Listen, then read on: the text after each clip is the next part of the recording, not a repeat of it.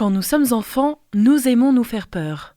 On aime que l'on nous raconte des histoires qui nous tiennent éveillés le soir. Et puis, quand on grandit, on se demande d'où vient cette légende, pourquoi et comment ce lieu est-il devenu ce qu'il est aujourd'hui. Dans Phénomène, nous avons souvent abordé des histoires concernant les États-Unis ou les pays anglo-saxons. Aujourd'hui, je vous propose de vous plonger dans une histoire frissonnante qui concerne notre pays et la Bretagne.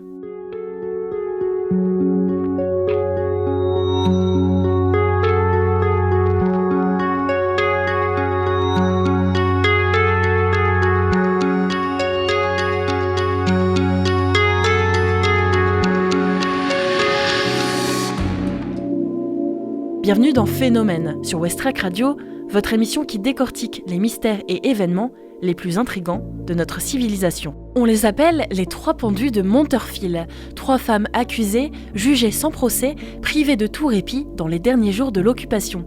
Mais leur supplice ne s'éteint pas avec la mort. Nous sommes à l'été 1944, les Allemands fuient, laissant derrière eux des terres brisées par la guerre. À Monteurfil, en Bretagne, un camp auxiliaire avec des femmes employées comme aides-cuisinières et sous le soupçon de service à l'ennemi. Marie Guillard, sa fille Germaine et une certaine Suzanne Le Sourd, 3 noms qui vont être retenus.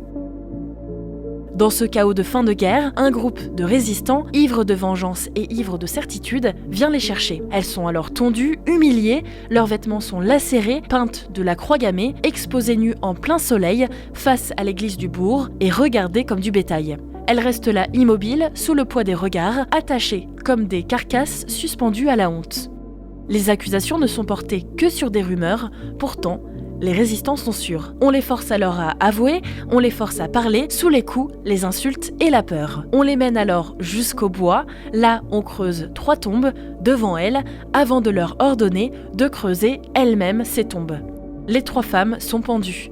3 cordes, 3 troncs, 3 corps ballottant dans le vent. Par la suite, on les dépend car la corde coince et on achève leur corps à coups de pelle. Les cris sont éteints, leur dernier soubresaut inaudible dans l'écrasement du silence. Et ensuite, l'oubli, ou presque. On ne creusa pas de cercueil et elles furent enterrées là, dans l'indécence, dans l'indifférence et dans l'ombre d'un silence imposé. Pourtant, dès le lendemain, des rumeurs de sanglots et de silhouettes se fit entendre. Certains résistants qui avaient assisté à ce massacre se retrouvent tourmentés par des chuchotements, des murmures. On raconte que les 3 femmes n'ont jamais vraiment quitté ce bois. Marie et Germaine sont exhumées plus tard, mais les os de Suzanne n'ont jamais été retrouvés.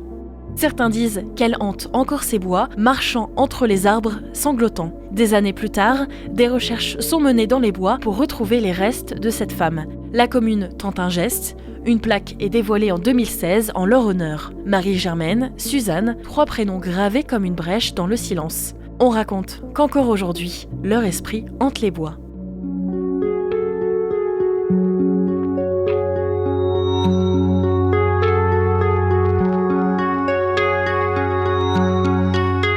Merci d'avoir fait ce voyage avec moi. Je vous emmène prochainement à la rencontre d'autres phénomènes sur Westrack Radio.